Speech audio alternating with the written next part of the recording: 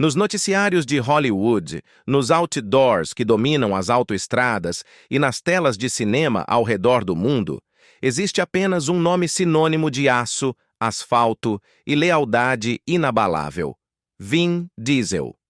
Ele é o homem de aço silencioso da meca do cinema, a figura imponente cuja voz grave parece fazer o chão vibrar.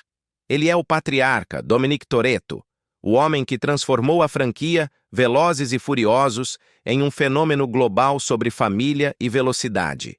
Ele é o agente extremo Sander Cage em Triplo X, desafiando a morte com um sorriso. Ele é Riddick em Eclipse Mortal, o anti-herói que encontra luz na escuridão absoluta. Estes não são apenas filmes, são lendas modernas. E Vin Diesel é o seu principal arquiteto. Seus personagens vivem por códigos de lealdade, velocidade e, muitas vezes, uma dor profunda e silenciosa. Mas esta é a notícia raramente contada. O relato que se perde entre o rugido dos motores e o brilho das explosões. O homem por trás do volante, o ícone forjado em cromo e músculo, é ele mesmo uma lenda nascida da necessidade, da luta e da rejeição. Nenhum holofote, por mais brilhante que seja, ilumina o seu começo conturbado. E é aí que a verdadeira história de Vin Diesel começa. Nossa investigação nos leva ao condado de Alameda, Califórnia. É 18 de julho de 1967. Um bebê entra no mundo e, em sua certidão de nascimento, ao lado do nome de sua mãe, a caixa destinada ao pai permanece vazia. Não há um nome. Apenas um espaço em branco, como um ponto de interrogação marcado a ferro em seu destino. Esse menino era Mark Sinclair, a criança que um dia o mundo conheceria como Vin Diesel. Sua vida começou no silêncio. Não do tipo pacífico, mas do tipo que zune com perguntas não respondidas. Sua mãe, Dolora Charlene Vincent, era uma sonhadora que lia as estrelas para dar sentido a um mundo que raramente o retribuía. Ela era astróloga, atriz, uma mulher de coragem e exaustão evidente. Seu pai biológico já havia se desvanecido, um fantasma sem despedida, deixando apenas mistério em seu rastro. Décadas mais tarde, quando a imprensa lhe perguntou sobre esse nome ausente, a voz de Diesel mal se elevava acima de um sussurro. "Tudo o que sei sobre minha mãe", ele confessou, "é que tenho conexões com muitas culturas diferentes." Era uma frase carregada de paz na superfície, mas sob ela vivia a dor silenciosa de uma vida inteira. Uma vida dedicada a se perguntar de onde ele realmente vinha, a qual lugar pertencia. Este mistério genético se tornou o primeiro muro contra o qual Mark colidiu. Ele cresceu em um mundo que exigia rótulos, caixas para se encaixar. Mas ele não se encaixava em nenhuma. Hollywood, em um ato de crueldade casual, deixou isso claro. Quando o jovem Mark Sinclair tentou progredir, os diretores de elenco o olhavam com confusão. "Você não é branco o suficiente para interpretar papéis de branco", eles diziam. "E você não é negro o suficiente para interpretar papéis de negro." Ele foi rejeitado não por falta de talento, mas por um excesso de ambiguidade. Ele era um fantasma racial em uma indústria que só via em preto e branco. Anos mais tarde, ele descreveria essa luta interna com um sorriso que mal disfarçava a dor. "Minha identidade racial", disse ele, "era como o gato de Schrödinger. Eu não era uma coisa nem outra até que alguém abrisse a caixa. Mas para ele, a caixa permanecia teimosamente fechada." A vida de Mark deu uma guinada quando ele tinha 3 anos. Sua mãe, Delora, conheceu Irving A. Vincent, um professor de teatro afro-americano do Harlem. Irving era paciente, centrado e gentil. Ele se tornou o único pai que Mark jamais conheceria. Ele adotou Mark e seu irmão gêmeo, Paul, e mais tarde criou mais 2 filhos, Tim e Samantha. A família empacotou o pouco que tinha e se mudou para o outro lado do país, para o West Bath Artists Housing, na cidade de Nova York. Este não era um bairro próspero. Era um labirinto de paredes rachadas e luzes bruxuleantes, um complexo habitacional para artistas onde pintores fracassados, poetas esquecidos e atores em decadência pagavam o aluguel com seus sonhos. Os elevadores, segundo relatos, estavam quase sempre parados. O aquecimento falhava constantemente nos invernos brutais de Nova York. O aluguel era barato, mas como Diesel se lembraria mais tarde, a esperança era ainda mais barata. Mark dormia ao lado da janela em um colchão fino, ouvindo as sirenes da polícia cantarem canções de ninar. Ele não era pobre por escolha. Era pobre por design. Houve noites, ele confessaria, em que o jantar era apenas um conto. A voz de sua mãe tecia histórias sobre as estrelas para que seus filhos esquecessem a fome em seus estômagos. Contudo, naquele pequeno e escuro apartamento vivia algo bonito. Seu padrasto ensinava atuação para crianças que não podiam pagar pelas aulas. Sua mãe escrevia horóscopos e roteiros que ninguém lia. As paredes estavam cheias de sonhos, lembrou Diesel. E tínhamos que sonhar só para sobreviver. Mark era um garoto quieto, mas dentro dele ardia uma raiva que ele não conseguia nomear. Outras crianças tinham pais que compareciam às peças escolares. Ele tinha perguntas que atormentavam seu reflexo no espelho. Ele disse uma vez que os espelhos eram tanto seu inimigo quanto seu mestre. Um amigo de infância lembrou. Toda vez que ele se olhava, via um homem diferente olhando para ele. Era o eco daquela rejeição de Hollywood. Nem isso nem aquilo. Essa luta pela sobrevivência e pela identidade o levou às portas das discotecas de Nova York. Para sobreviver, para ganhar dinheiro, para construir o físico que se tornaria sua armadura, Mark Sinclair virou segurança, bouncer. Foi aqui, nas noites perigosas da cidade, que o nome nasceu. Vin era um apelido de seus amigos, uma abreviação de seu sobrenome adotivo, Vincent. Diesel, ele ganhou por sua energia implacável, a forma como ele trabalhava sem parar. Vin Diesel não era um nome artístico, era um escudo. Era a pessoa que ele tinha que ser para proteger o confuso Mark Sinclair que estava por dentro. A rejeição de Hollywood não o parou. Ela o reorientou. O que um homem faz quando todas as portas estão fechadas? A resposta: ele constrói as suas próprias. Com $3.000 emprestados, um dinheiro que representava tudo o que ele tinha no mundo, Vin Diesel escreveu, dirigiu e estrelou seu primeiro curta-metragem, Multifacial. Não era apenas um filme, era sua biografia, seu grito de frustração, seu manifesto. Contava a história de um ator multirracial lutando contra a mesma rejeição que ele havia enfrentado. Aquele filme, feito com desespero e esperança, foi o seu bilhete de entrada. Ele provou ao mundo que se não lhe dessem um papel, ele mesmo o escreveria. Mas a história de Vin Diesel poderia ter sido muito diferente. Décadas antes de Multifacial, muito antes de ser segurança, um único momento mudou a trajetória de sua vida. Nova York, na década de 1970, era uma selva de sobrevivência. O grafite cobria os vagões do metrô e as luzes das ruas se apagavam mais rápido do que os sonhos. E então veio a noite que mudou tudo. Mark tinha 7 anos. Ele era frio, imprudente e procurava encrenca. Uma gangue de garotos da vizinhança, incluindo Mark, decidiu invadir um pequeno teatro em Greenwich Village. Seus bolsos estavam cheios de giz de cera e travessuras. Eles esperavam o caos. Esperavam sirenes de polícia. Em vez disso, as luzes do palco se acenderam. Parada na frente deles, não havia uma policial, mas o próprio destino, disfarçado de Crystal Field, a diretora artística do teatro. Ela não gritou. Não chamou a polícia. Ela viu algo naqueles meninos assustados. Ela lhes entregou roteiros. Voltem amanhã depois da escola, ela disse com uma voz firme, mas gentil.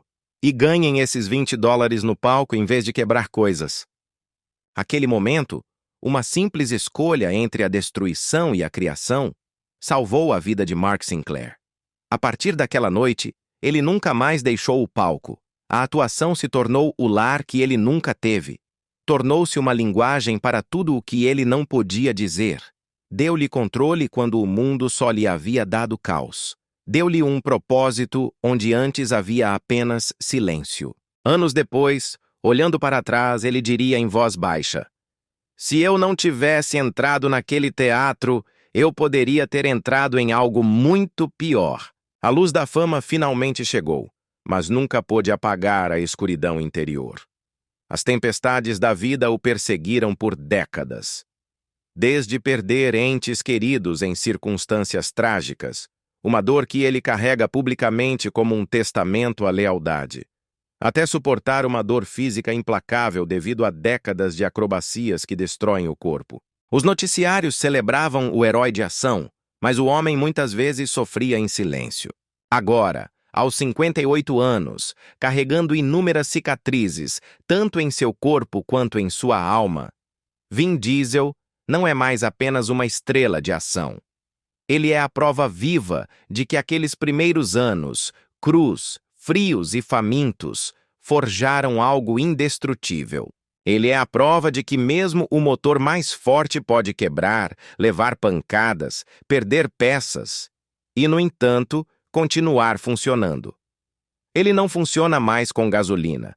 Ele funciona com pura força de vontade e lealdade inabalável. Os mesmos códigos que seus personagens pregam, mas que ele aprendeu primeiro nas ruas sem pai de Nova York. Antes de ser o titã da bilheteria, Mark Sinclair travou uma guerra de 10 anos pela sobrevivência, lutando contra a pobreza, a rejeição e 500 brigas por ano.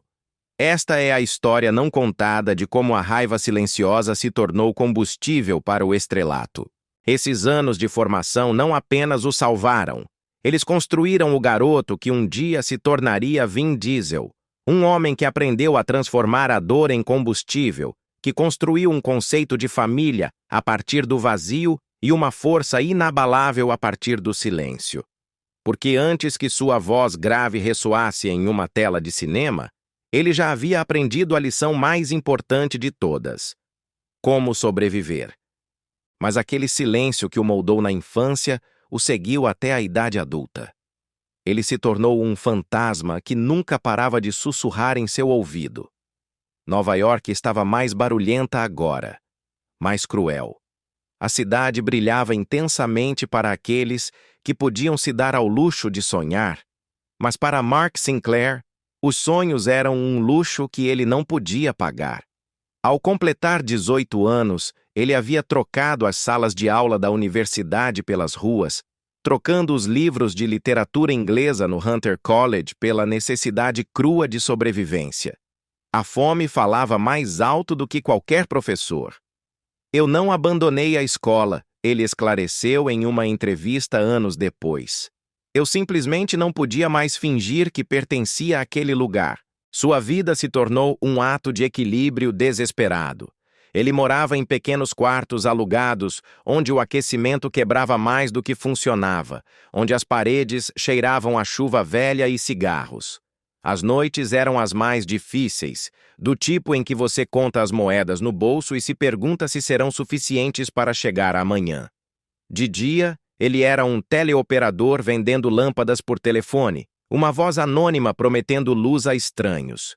De noite, ele era um guardião de portas, bouncer, nos clubes noturnos mais rudes e perigosos de Manhattan. O Tunnel, o Mars, o Limelight eram os epicentros da vida noturna dos anos 80 e 90. O título oficial de seu trabalho era porteiro, mas o que ele realmente fazia era sobreviver. Cada turno era uma batalha, às vezes com homens com o dobro do seu tamanho, bêbados e violentos, às vezes com o peso paralisante da própria exaustão. Eu me metia em 500 brigas por ano, ele confessou, uma estatística assustadora que resume uma década de vida. Aquele era eu. Eu estava sobrevivendo, não vivendo. Os clubes eram seus campos de batalha pessoais, iluminados por luzes estroboscópicas e manchados de uísque derramado. A música trovejava, os punhos voavam. Lá fora, o vento gelado do inverno de Nova York atravessava sua jaqueta como uma faca, e ele caminhava para casa de madrugada, machucado, às vezes sangrando, com os nós dos dedos doloridos e os bolsos quase vazios. No entanto, sob aqueles hematomas, algo estava se formando, uma disciplina de aço, um tipo de raiva silenciosa que, em vez de destruí-lo, estava se acumulando, esperando ser canalizada. Um dia, essa raiva se tornaria força. Durante 10 anos, eu guardei portas que nunca se abririam para mim, ele refletiu. Mas eu aprendi a me manter em pé quando elas batiam na minha cara. Porque enquanto lutava nas portas dos clubes, ele continuava sonhando com as portas dos estúdios. Os testes iam e vinham, mas o resultado era sempre o mesmo.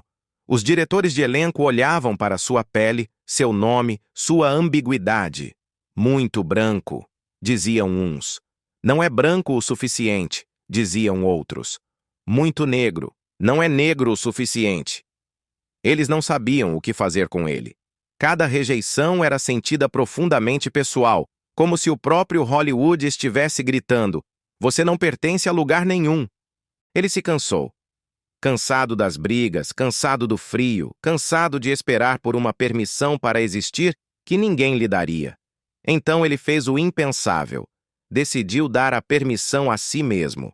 Com $3.000 dolorosamente reunidos e emprestados de amigos, ele comprou uma câmera de segunda mão e filmou um curta-metragem em 3 dias febris e sem dormir.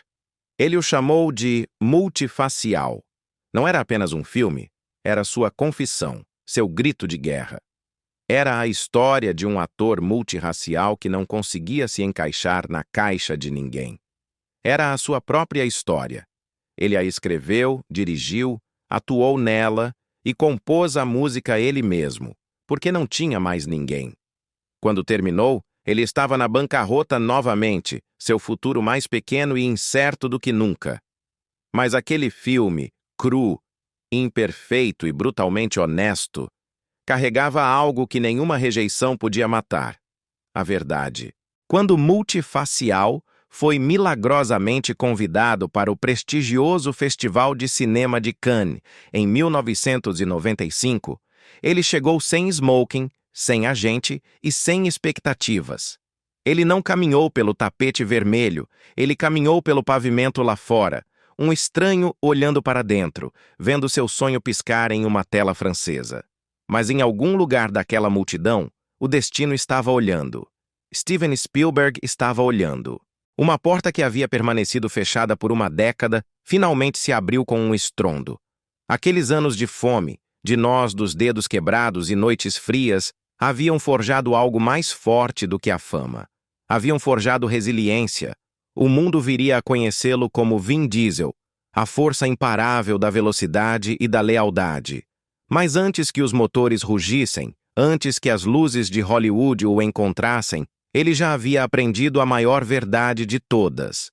Quando ninguém acredita em você, você constrói a fé com o seu próprio sangue. A fama não chegou para ele como um amanhecer suave. Ela atingiu como uma tempestade. Um único telefonema de Steven Spielberg quebrou o silêncio que o havia seguido por mais de 20 anos. O lendário diretor não apenas tinha visto Multifacial, ele havia ficado tão impressionado com sua honestidade que escreveu um papel especificamente para ele em seu próximo épico de guerra, O Resgate do Soldado Ryan, 1998. Em uma reviravolta do destino quase inacreditável, Mark Sinclair, o porteiro de Nova York, estava de repente em um campo de batalha na França, vestindo um uniforme do exército, ao lado de Tom Hanks, segurando um rifle sob o comando direto de Spielberg. As câmeras rodaram e algo dentro dele foi liberado. A mesma fome, a mesma raiva controlada que ele usara para sobreviver a 500 brigas por ano, agora ele a focava através da lente de uma câmera. Aquela atuação, crua e trêmula, embora breve, abriu todas as portas que uma vez lhe haviam sido fechadas na cara. Hollywood o abraçou rapidamente, talvez rápido demais. Em 2 anos meteóricos, ele se tornou o rosto improvável de uma nova geração de heróis de ação. Eclipse Mortal, 2000, o transformou em um ícone cult. Em seguida, Velozes e Furiosos, 2001, Um filme de corrida de rua feito com modestos 38 milhões de dólares rugiu até atingir a marca surpreendente de mais de 207 milhões em todo o mundo. No ano seguinte, Triplo X, 2002, consolidou seu status, arrecadando 277 milhões. Era a prova definitiva. Vin Diesel não era apenas um ator, era uma marca global. O garoto que uma vez não podia pagar o aquecimento, agora alimentava franquias de bilhões de dólares. Mas à medida que o foco de atenção ficava mais brilhante, as sombras atrás dele se aprofundavam. A fama, como ele descobriria em breve, não era a liberdade que ele havia imaginado. A fama, ele diria mais tarde, em uma rara entrevista introspectiva, não é liberdade, é uma prisão com melhor iluminação. Cada sucesso trazia uma nova corrente. Entrevistas intermináveis, expectativas esmagadoras, uma exaustão que lhe chegava aos ossos. Relatos da época descrevem um homem trabalhando 20 horas por dia, pulando entre sets de filmagem, reuniões de roteiro e noites sem dormir. Eu estava buscando a perfeição, ele lembrou, e estava perdendo a paz. E então, em uma tentativa de controlar seu próprio destino mais uma vez, ele apostou alto no personagem que mais amava. Chegou o ano de 2004, e com ele, o projeto massivo e arriscado. As Crônicas de Riddick era para ser sua obra-prima. As Crônicas de Riddick, 2004, não era apenas um filme, era uma declaração. Uma epopeia de ficção científica de 120 milhões de dólares que ele mesmo produziu, estrelou e em espírito dirigiu. Era sua aposta total, sua tentativa de provar que era mais do que apenas carros e músculos. Mas o filme fracassou, espetacularmente. Arrecadou menos do que seu orçamento. Os críticos foram impiedosos, a bilheteria implacável. Da noite para o dia, o Homem de Aço Invencível se tornou um homem endividado. Não apenas financeiramente, mas emocionalmente. Isso me quebrou, ele admitiu uma vez em voz baixa. Porque eu acreditei nisso com tudo o que eu tinha. Hollywood, a cidade que o havia abraçado tão rapidamente, lhe deu as costas com a mesma velocidade. Os telefones pararam de tocar. Pela primeira vez em anos, Vin estava sozinho de novo. Desta vez, ele não estava na pobreza que marcou sua juventude, mas estava submerso em algo pior. A dúvida. Mas alguns homens são forjados no fogo, e o fogo de Vin Diesel nunca se apagou. Ele retornou à única família que lhe restava na tela. Velozes e Furiosos. Mas desta vez, ele não retornou apenas como sua estrela. Ele retornou como seu arquiteto. Ele assumiu o controle total. Produziu, reescreveu e reconstruiu a franquia a partir de suas cinzas. Ele transformou uma série sobre corridas de rua em uma saga global sobre assaltos, espionagem e, acima de tudo, a lealdade. Velozes e Furiosos 5.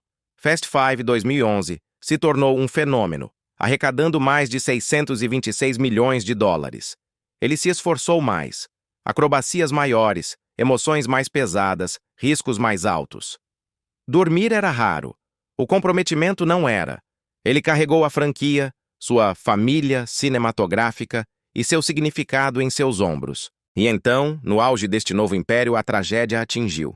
Foi em 2013, durante as filmagens de Velozes e Furiosos 7, Furious 7. Seu irmão na vida e na tela, Paul Walker, morreu em um devastador acidente de carro. A produção parou. O mundo parou. Vin se fechou por semanas, o Homem de Aço completamente quebrado. Quando ele finalmente retornou ao set, sua voz embargou em lágrimas na frente da equipe. "Nós vamos terminar isso", ele disse. Por ele. Quando Velozes e Furiosos 7, Furious 7, finalmente chegou aos cinemas em 2015, não foi apenas um filme. Foi um tributo, um funeral e uma celebração. Tornou-se um dos filmes de maior bilheteria da história, arrecadando 1,5 bilhão de dólares em todo o mundo. As multidões aplaudiam. Os críticos elogiavam a emoção crua. Mas Vin não celebrou. Ele se sentou em silêncio durante a estreia, com os olhos marejados, vendo a si mesmo dirigindo para o pôr do sol ao lado de um amigo que nunca mais voltaria. Não foi atuação, disse ele mais tarde. Foi um adeus. Quando os créditos terminaram, Vin Diesel havia conquistado o mundo. Não apenas através da força, mas através da dor, da lealdade e de uma resiliência inabalável. Ele havia construído um império baseado na velocidade. Mas o que realmente o tornou eterno foi que, através de cada ferida e cada vitória, ele nunca parou de se mover. Porque para ele, o sucesso nunca foi sobre a corrida, era sobre sobreviver à batida e encontrar a coragem para voltar a dirigir. Mas mesmo os motores mais potentes param quando o coração fica sem combustível. No auge de sua fama, quando o mundo inteiro conhecia seu nome, quando o dinheiro e a glória o cercavam, Vin Diesel descobriu a única coisa que não podia controlar com sua vontade de aço: o amor. As câmeras o adoravam. As multidões rugiam por ele. Mas quando as luzes do estúdio se apagavam, havia apenas silêncio. Apesar de todo o poder que havia conquistado, ele não podia escapar da solidão que a fama traz. Aquele tipo de solidão que o segue para casa, senta-se ao seu lado no escuro e sussurra que, apesar de ter tudo, algo vital ainda está faltando. Era o ano de 2001. O set de Velozes e Furiosos vibrava com adrenalina pura. Em meio ao rugido dos motores e ao cheiro de borracha queimada, Vin conheceu Michelle Rodrigues. A química deles não precisava de roteiro.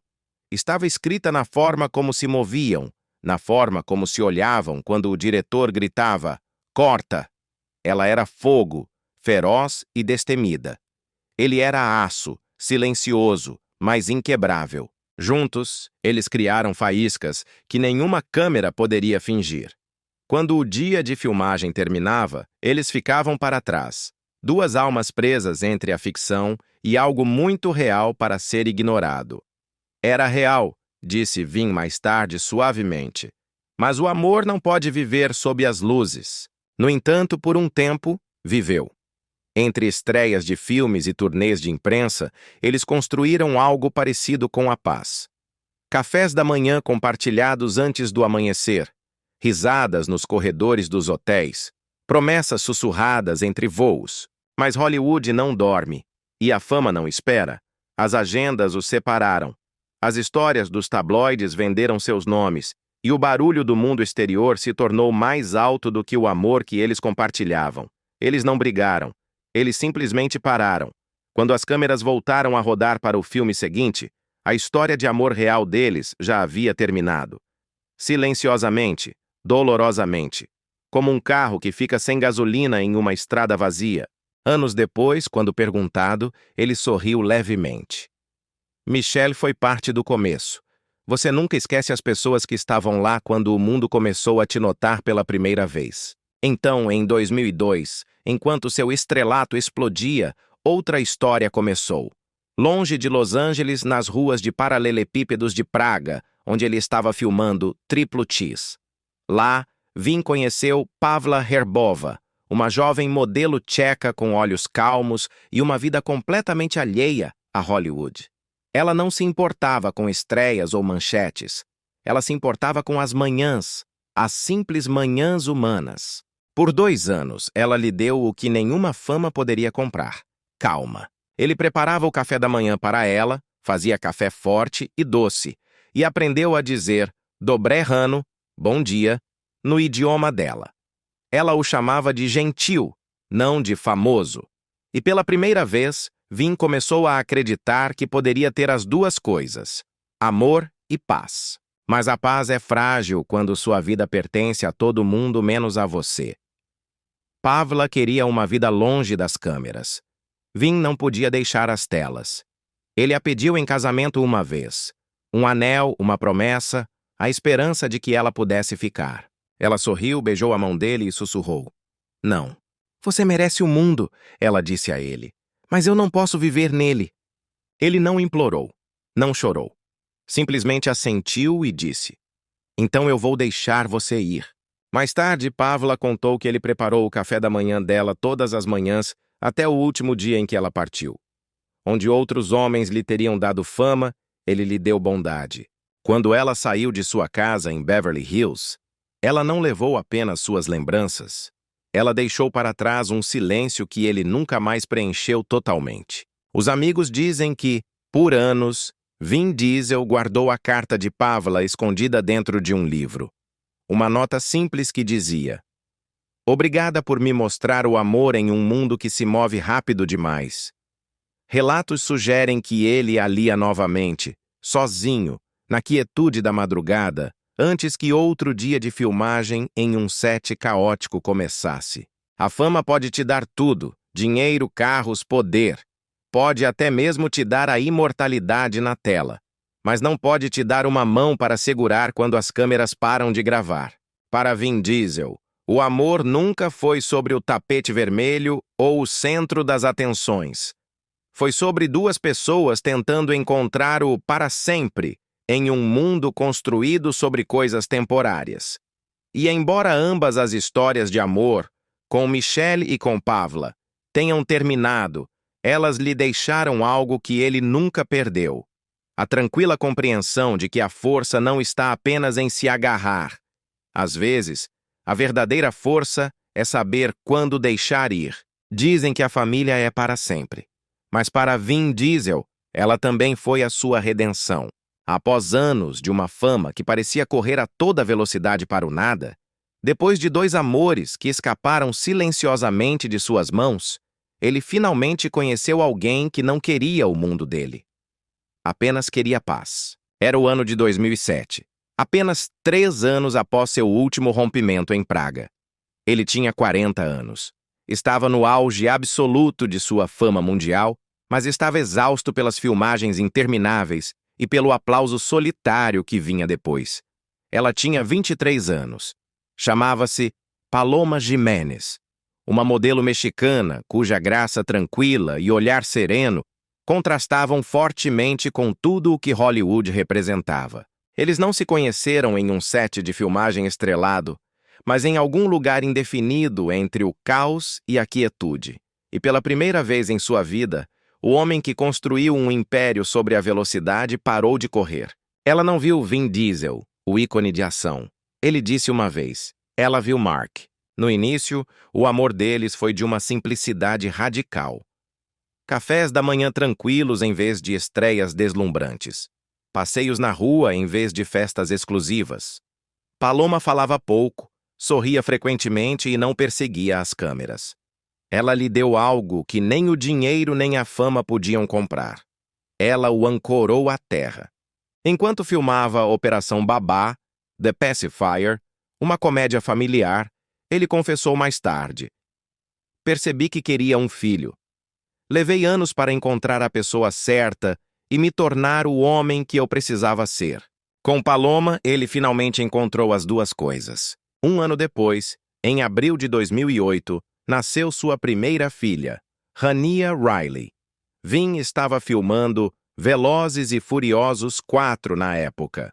Preso entre o dever profissional e a família que acabara de criar, ele manteve o nascimento dela em segredo de todos, até mesmo de seus colegas de elenco.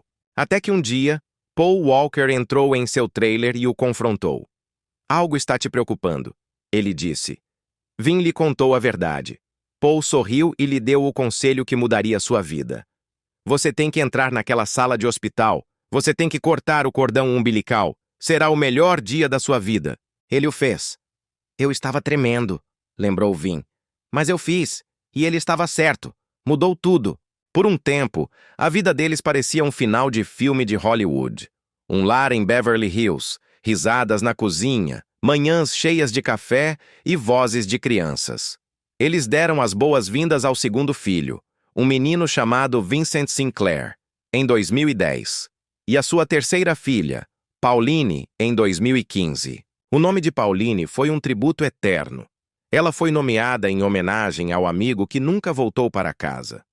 "Toda vez que eu olho para ela," disse Vin suavemente em uma entrevista, "eu vejo Paul sorrindo, mas até mesmo os contos de fadas têm rachaduras. A fama não faz pausas para a paternidade." As agendas de filmagem ficaram mais pesadas. O império de Velozes e Furiosos se tornou maior do que a própria vida. Havia noites em que Paloma esperava em casa enquanto ele voava por continentes. O silêncio entre eles, que antes era pacífico, às vezes ficava pesado. Eles nunca falaram publicamente sobre se separarem, mas se distanciaram, como todos os casais fazem, presos entre o amor e a exaustão. Todo relacionamento tem esses momentos, disse um amigo próximo. Eles apenas nunca os tornaram públicos. Houve discussões silenciosas, a portas fechadas, sobre o tempo, sobre a ausência, sobre como o mundo nunca parava de lhe pedir mais. Vin chegava em casa do set depois da meia-noite e encontrava seus filhos dormindo, com desenhos esperando por ele na bancada da cozinha. É aí que doía mais, ele disse em uma entrevista rara. Eles estavam crescendo enquanto eu estava lá fora fingindo salvar famílias na tela. Para um homem cuja identidade pública foi construída em torno da lealdade e da família, esses momentos eram um espelho doloroso que lhe mostrava o que realmente importava. Percebi que estava vivendo rápido. Ele refletiu, mas estava perdendo a família. A partir desse momento, ele mudou as regras.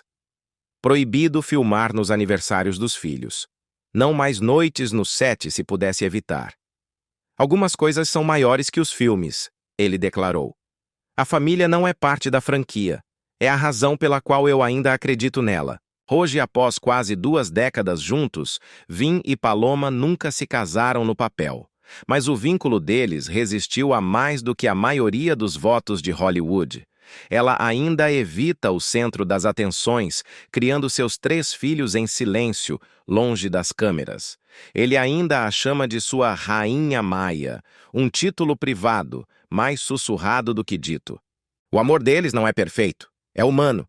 Um equilíbrio constante entre o ruído e a paz, entre a fama e a fé.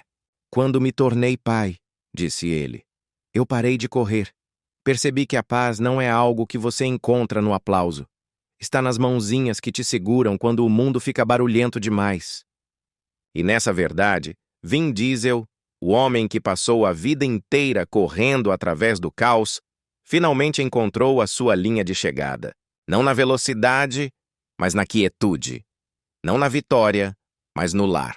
É cruel como o destino às vezes te presenteia com um irmão, apenas para tirá-lo de você antes que você esteja pronto para deixá-lo ir. Para Vin Diesel, essa verdade brutal não chegou como um sussurro, mas como uma explosão que silenciou o mundo. Aconteceu em uma tranquila tarde de novembro de 2013. Era o tipo de dia que parecia ordinário, normal, sem nenhuma nuvem no céu, até que deixou de sê-lo. O telefonema veio enquanto ele estava no meio das filmagens de Velozes e Furiosos 7. Em um momento, o mundo era barulhento, cheio do rugido dos motores e das risadas da equipe. No instante seguinte, não restou nada além de silêncio. Um silêncio absoluto e ensurdecedor. Paul Walker, seu irmão, seu espelho, sua calma em meio à tempestade, havia partido, sem aviso, sem adeus. O homem que havia compartilhado suas estradas, suas piadas, suas orações e seus segredos, havia se desvanecido em um piscar de olhos. Era 30 de novembro de 2013, um sábado imóvel em Santa Clarita, Califórnia. Paul tinha acabado de sair de um evento de caridade, arrecadando fundos para as vítimas do tufão nas Filipinas. Ele não estava competindo, não estava em um filme, estava apenas de carona. Ia como passageiro em um Porsche Carrera GT vermelho, dirigido por seu amigo e consultor financeiro, Roger Rodas. Uma curva, um flash, um poste de luz, uma árvore.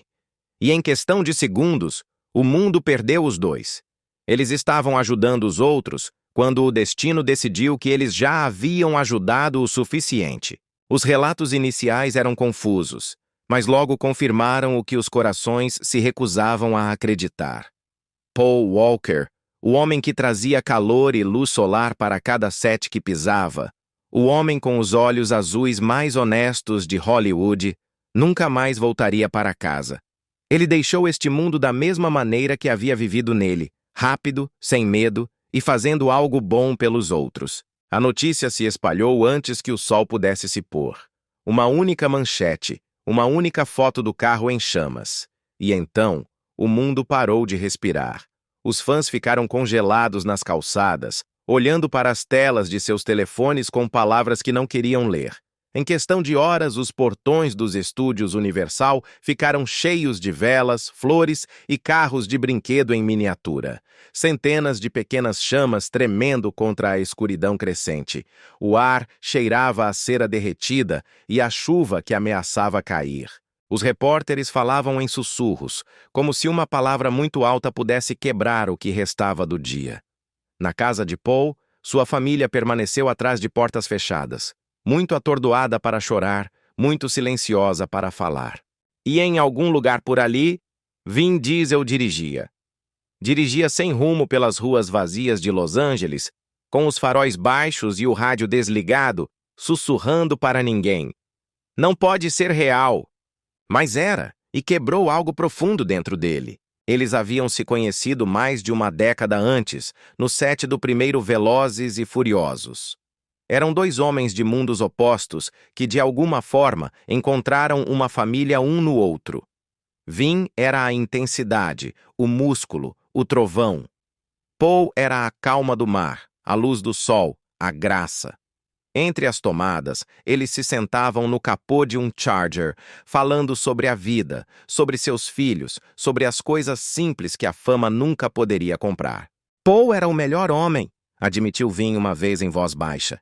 Ele me ensinou a frear. Eles compartilharam refeições, sonhos e quilômetros de estrada aberta. Forjaram uma irmandade que apagou a linha entre a ficção e a vida real.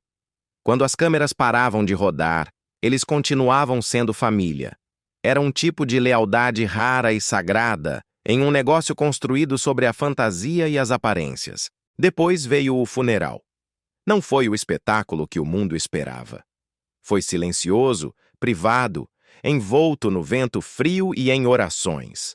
Centenas de fãs ficaram atrás das barricadas, segurando fotos, chorando suavemente. Dentro dos portões do cemitério, Vin ficou atrás, com a cabeça baixa, suas mãos, normalmente tão firmes, tremendo levemente enquanto caía a primeira pá de terra. Ele não falou, não precisava. Quando ele finalmente encontrou a mãe de Paul depois, ela pegou sua mão e lhe disse em lágrimas: "Você perdeu a sua outra metade." Essa frase ficou gravada nele para sempre. Nos dias que se seguiram, ele dirigia sem rumo pela cidade com as janelas abertas e a música desligada, apenas ouvindo o zumbido do motor, procurando por uma presença que já não estava mais lá. Estávamos filmando Velozes e Furiosos 7, ele lembrou mais tarde com a voz embargada. Mas eu não conseguia atuar. Não parecia certo sorrir. Ele era meu irmão. Quando a filha mais nova de Vin nasceu em 2015, ele a nomeou Pauline. Eu o senti ali, na sala de parto, ele disse. Foi a primeira vez que consegui sorrir de novo. Não era apenas um nome. Era uma promessa. Uma promessa de que Paul jamais seria esquecido. Desde aquele dia, todo 30 de novembro, Vin Diesel para a filmagem. Não importa o custo, não importa a pressão do estúdio, ele desliga tudo.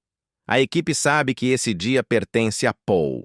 E sempre há uma cadeira vazia em cada set de Velozes e Furiosos. Uma cadeira na qual ninguém se senta, ninguém a toca. Ao lado dela, às vezes há uma jaqueta dobrada e uma fotografia. Dois irmãos sorrindo sob uma luz de sol que não existe mais. Vin também não permitiu que a família de Paul se desvanecesse no silêncio. Ele se tornou o padrinho da filha de Paul, Meadow. Quando ela se casou, foi Vin quem a levou ao altar, ocupando o lugar que o pai dela deveria ter tido. Todo Dia dos Pais, ela o chama de meu segundo pai. Nas redes sociais, ela assina suas mensagens MW Plus VF, Meadow Walker e a família Vin. Não é publicidade, é sangue, Diesel disse uma vez. Quando as pessoas perguntam sobre o legado, eu não penso em prêmios. Eu penso no que Paul me ensinou, viver para os outros. E talvez por isso mesmo, depois de 10 filmes, a saga de Velozes e Furiosos nunca escreveu um roteiro onde Dominic Toretto se despedia de Brian O'Connor. Porque na história de Vin, a família não termina com a morte. Ela simplesmente muda da carne para a memória. Todo novembro, o mundo segue em frente. Mas Vin Diesel não. Nesse dia, as câmeras se apagam, os motores se calam, e em algum lugar de um set de filmagem, um homem se senta ao lado de uma cadeira vazia. Ele a olha por um longo tempo, como se esperasse que alguém voltasse. Então ele sussurra por Paul. E os motores ligam de novo, rugindo na noite, porque alguns laços não se desvanecem. Eles simplesmente continuam dirigindo, para além do final da estrada. E agora, enquanto outro novembro se aproxima, o ar se sente pesado novamente. Em algum lugar, outra cadeira está esperando. Outra vela pisca, ganhando vida na escuridão. E o homem que viveu 1000 vidas na tela enfrentará mais uma vez aquele único momento do qual ele nunca escapou de verdade. O momento em que a estrada ficou em silêncio e um irmão nunca voltou para casa. Mas para Vin Diesel, a dor estava longe de terminar. A morte de Paul Walker foi uma tragédia do coração, mas a fama traria suas próprias batalhas. A fama tem sua própria gravidade. Ela atrai as pessoas para a sua órbita, mas pode esmagar aqueles que permanecem muito perto por muito tempo. Para Vin Diesel, a coroa de Velozes e Furiosos vinha com um peso enorme. Após 2 décadas ao volante de uma das maiores franquias da história de Hollywood, os sussurros começaram a segui-lo. Histórias de confrontos criativos, de exaustão e de um orgulho inabalável. O mundo via o músculo, a lealdade, a família. Mas por trás dos motores e das explosões havia rachaduras no asfalto. O primeiro tremor ocorreu entre 2 gigantes, Vin Diesel e Dwayne "The Rock" Johnson. O que começou como uma irmandade de pesos pesados na tela, lentamente se transformou em uma tensão palpável fora das câmeras. Durante as filmagens de Velozes e Furiosos 8, The Fate of the Furious, em 2016, Johnson, em um movimento que abalou a indústria, postou uma mensagem críptica. Ele chamou alguns de seus colegas de elenco masculinos de candy asses, covardes ou molengas, criticando sua falta de profissionalismo. Embora nenhum nome tenha sido mencionado, toda Hollywood soube exatamente a quem ele se referia. Diesel manteve um silêncio estratégico publicamente, mas o ar entre os 2 homens mais importantes do filme ficou gélido. Relatos do set descreviam reuniões a portas fechadas, agendas reescritas e uma logística de pesadelo para filmar suas cenas separadamente, tudo para manter a paz. Em 2018, a fratura era oficial. The Rock se afastou da saga principal, partindo para seu próprio filme, Hobbs and Shaw. Os fãs se dividiram, os tabloides rugiram e a mídia chamou de guerra de egos. Contudo, apesar de tudo, Diesel continuou sendo o coração da franquia. Como disse uma vez um executivo do estúdio, ele pode ser difícil, mas Velozes e Furiosos não existe sem ele. Em seguida, em 2022, outra tempestade atingiu. Velozes e Furiosos 10, Fast X, a 10ª parcela, mal havia começado a ser filmada quando o diretor veterano Justin Lin, que havia dirigido 5 filmes anteriores da saga, abandonou abruptamente o projeto. O impacto foi total. Apenas 5 dias de filmagem haviam se passado. As declarações oficiais falavam em diferenças criativas, mas os sussurros no set contavam uma história diferente. Uma história de reescritas intermináveis, mudanças repentinas de roteiro e uma exaustão total pelo constante cabo de guerra. Os membros da equipe até cunharam um termo, a Lei de Dom, referindo-se ao hábito de Diesel, que também é produtor, de alterar os planos no meio da filmagem, muitas vezes deixando a produção lutando freneticamente para se ajustar. A Universal perdeu milhões de dólares durante a pausa para encontrar um novo diretor.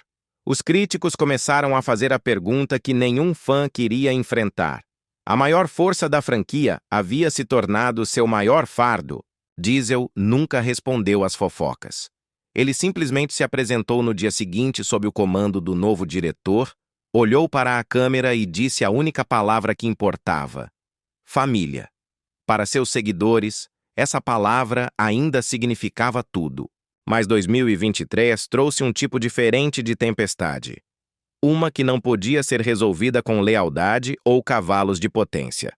Naquele ano, o nome de Vin Diesel apareceu nas manchetes judiciais por um processo movido por sua ex-assistente, Asta Jonas. As acusações remontavam a 2010 em Atlanta, durante as filmagens de Velozes e Furiosos 5. Ela alegava uma conduta inapropriada grave. A equipe de Diesel classificou as alegações como invenções e fabricações. Embora 4 das 6 queixas fossem arquivadas quase imediatamente pelos tribunais, 2 acusações mais sérias permaneceram sob revisão. Diesel manteve silêncio total. Não houve entrevistas nem declarações. Ele permitiu que apenas seus advogados falassem. A Universal, segundo relatos, monitorava a situação de perto, preocupada com como a sombra do escândalo poderia afetar o lançamento de Velozes e Furiosos 10, Fast X. O caso se tornou mais do que uma batalha legal. Foi uma ferida à sua reputação, o tipo de ferida mais difícil de curar. Ele sempre foi uma fortaleza, disse uma fonte interna. Mas até mesmo as fortalezas racham quando as tempestades não cessam. Muito antes dos processos e das manchetes negativas, Diesel havia enfrentado perdas, não nos tribunais, mas no espírito. Em 2013, quando produziu Riddick, o filme que era seu projeto dos sonhos, a produção ficou sem fundos no meio do caminho. O estúdio recuou. Em vez de encerrar o filme e demitir a todos, Diesel fez o impensável. Ele hipotecou sua própria casa, uma propriedade de 4,7 milhões de dólares em Los Angeles, apenas para pagar os salários da equipe e continuar filmando. Ele apostou seu lar para proteger sua arte. O diretor David Tuohy lembrou mais tarde. Diesel transferiu pessoalmente mais de 3 milhões de dólares de seu próprio dinheiro quando o aporte do estúdio colapsou, cobrindo refeições, salários e efeitos visuais. Ele não precisava fazer isso, disse um membro da equipe de produção. Mas ele fez.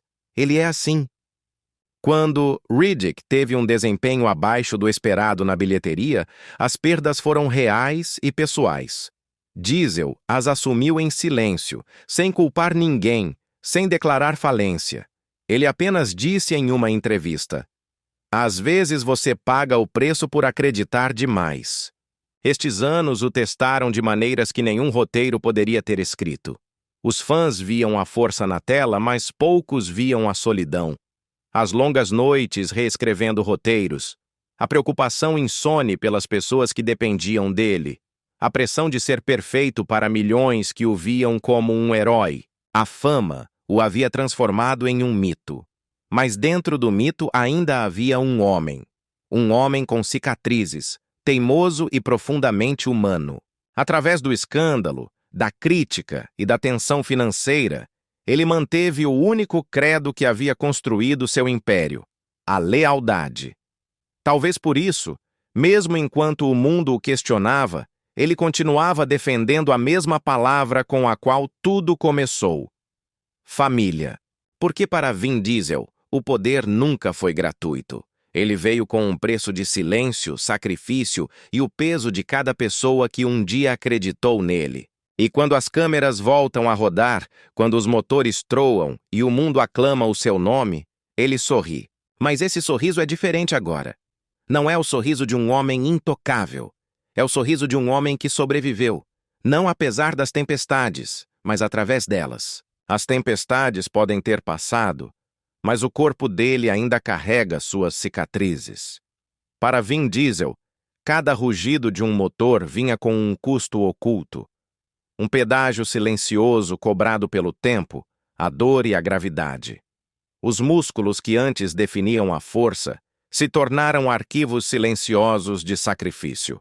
Por trás do aço e da arrogância que milhões admiravam, havia um homem se recompondo em silêncio, um amanhecer doloroso de cada vez. Anos pulando de carros em movimento, correndo através de explosões e absorvendo golpes destinados a dublês, deixaram sua estrutura desgastada.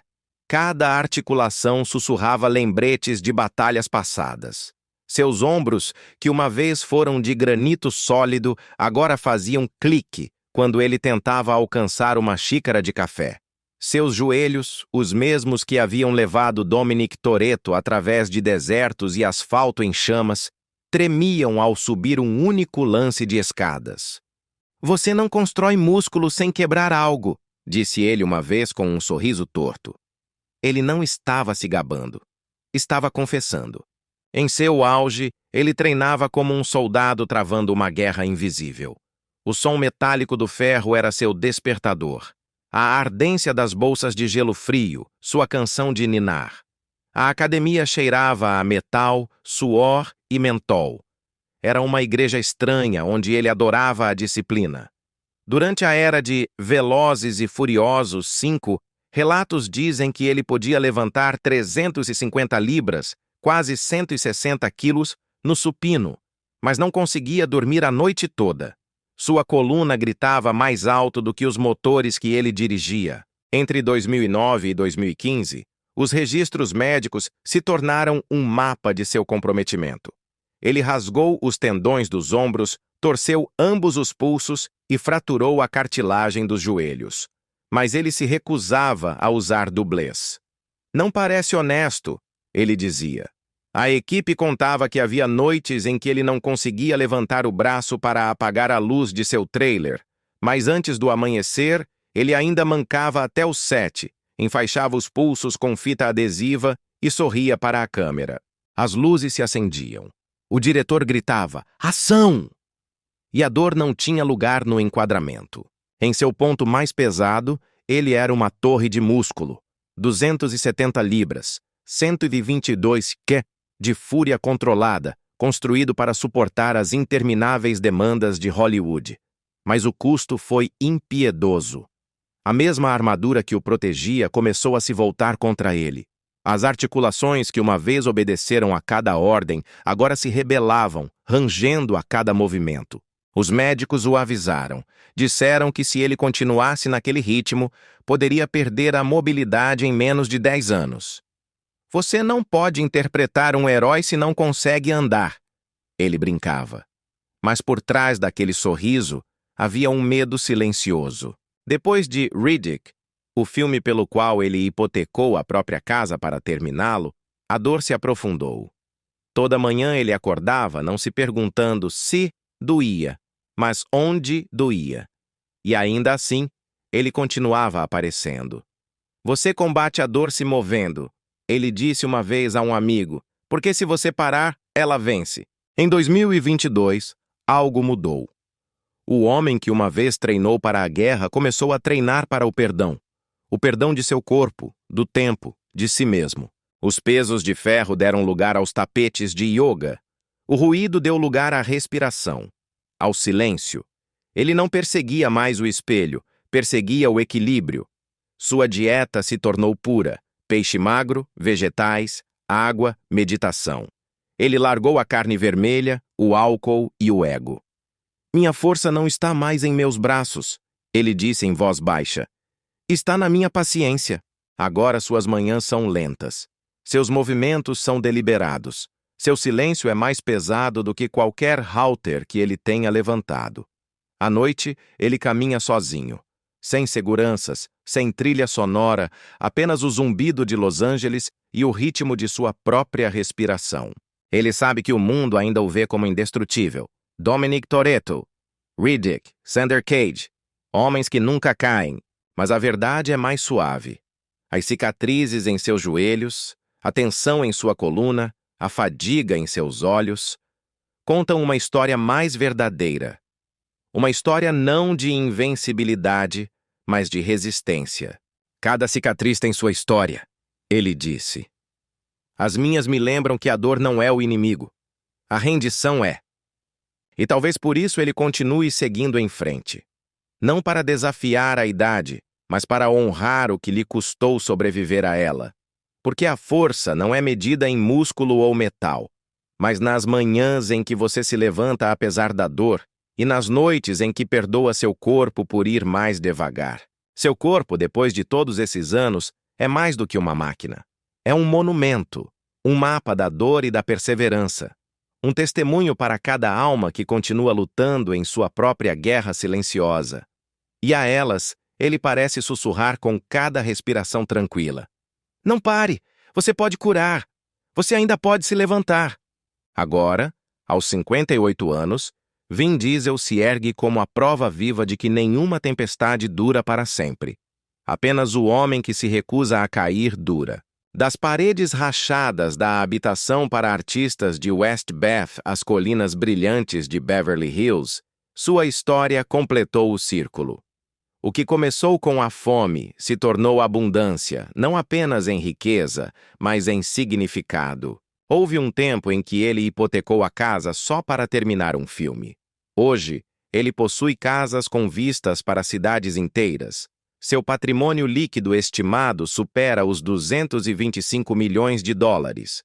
É o culminar de coragem, lealdade e 2 décadas construindo seu próprio império, tijolo por tijolo.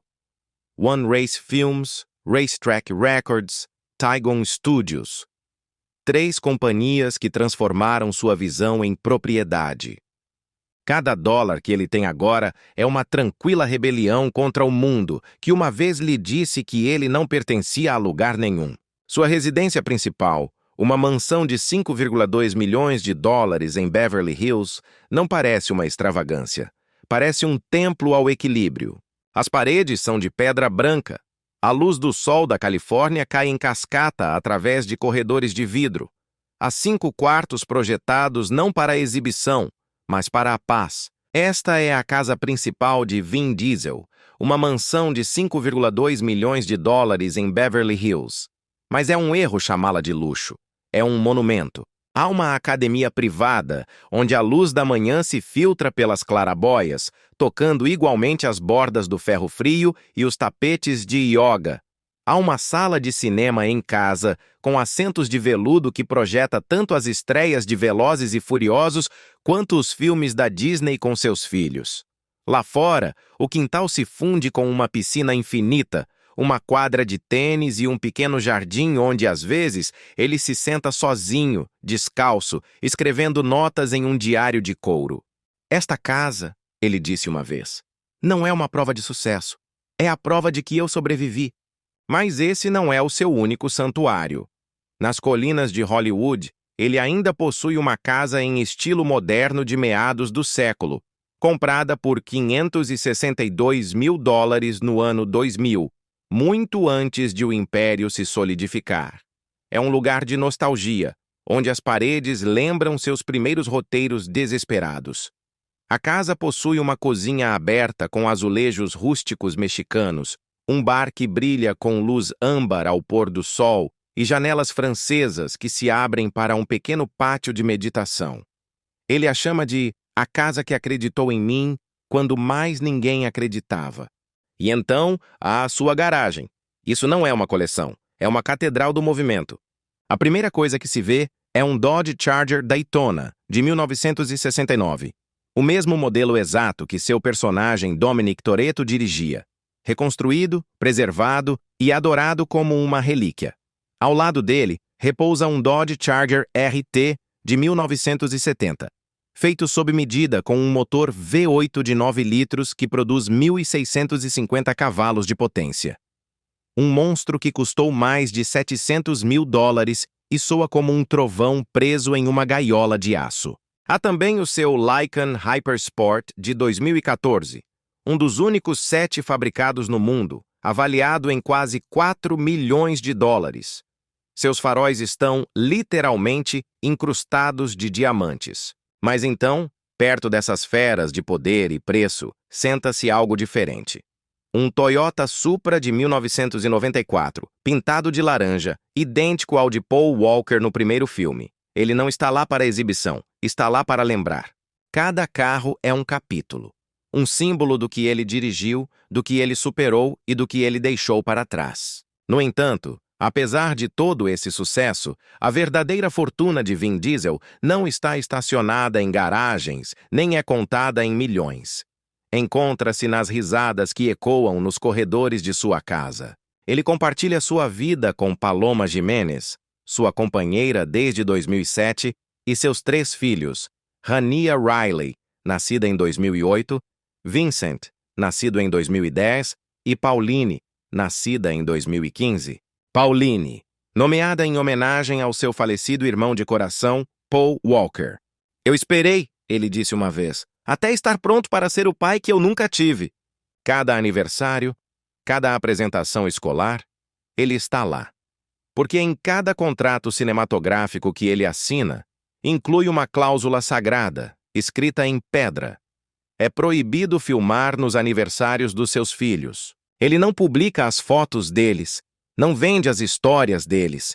Sua família permanece privada, protegida, uma fortaleza viva de amor, construída sobre o vazio que ele uma vez conheceu nas ruas de Nova York. Fora do brilho da câmera, Diesel canaliza sua força para doar. Silenciosamente, sem manchetes, ele tem apoiado organizações para a educação infantil, ajuda em desastres e famílias de militares, doando milhões através de sua fundação ao longo dos anos. Após a morte de Paul Walker, ele continuou o legado de Paul, financiando a Reach Out Worldwide, a instituição de caridade de ajuda em desastres que Paul fundou, e patrocinando programas juvenis em comunidades carentes. Você não mede um homem pelo que ele ganha, ele disse, mas pelo que ele devolve depois que o mundo para de olhar. Fisicamente, ele está mais quieto agora. Sua dieta é limpa, suas rotinas mais lentas, suas manhãs cheias de gratidão em vez de sessões exaustivas de academia. Às vezes, os fãs o veem caminhando sozinho na beira de Malibu, descalço, com o capuz na cabeça, as mãos nos bolsos. Ele não é o herói de ação invencível, é um homem tranquilo olhando para a maré. E talvez seja isso que o torna mais heróico do que nunca. Não a sua força, mas a sua suavidade. A habilidade de continuar humano em um mundo que continua tentando transformá-lo em um mito. Hoje, Vin Diesel não está perseguindo a fama. Está curando o seu legado. Está produzindo o próximo capítulo de Riddick, desenvolvendo novos filmes sob sua companhia One Race e aconselhando jovens cineastas que o lembram de si mesmo aos 27 anos, filmando Multifacial com cartões de crédito emprestados. A todos eles ele diz a mesma coisa. Não esperem por permissão, apenas façam alguma coisa. Porque é isso que sua vida sempre foi. Uma obra-prima construída sem permissão. De um garoto sem nome em um apartamento apertado a uma das estrelas mais lucrativas do planeta, sua história não é sobre sorte ou músculo. É sobre resiliência. Sobre um homem que aprendeu que o verdadeiro poder não está na velocidade com que você dirige, mas na profundidade com que você sente. E assim, se alguma vez lhe disseram que é tarde demais, que você está muito cansado ou muito quebrado para se levantar, olhe para ele. O garoto sem pai, o ator sem oportunidades, o homem que construiu uma família a partir do vazio. Seus motores podem descansar, mas seu coração nunca para. Porque Vin Diesel não é apenas uma estrela de cinema. Ele é um símbolo de lealdade, de resistência e da força silenciosa que é necessária para seguir em frente quando o mundo espera que você caia. Se você acredita que a história dele merece ser lembrada, dê um gostei. Compartilhe esta história e deixe que a jornada dele o lembre que nunca é tarde demais para se levantar, para curar, para dirigir o seu próprio caminho. E para você que está assistindo a isso, que sua vida seja longa, pacífica, cheia de amor, saúde e prosperidade. Porque você também merece uma vida de céus tranquilos, corações quentes e dias que brilhem mais do que os seus ontens. Que os seus ontens. Que os seus ontens. Que os seus ontens. Que os seus ontens. Que os seus ontens. Que os seus ontens. Que os seus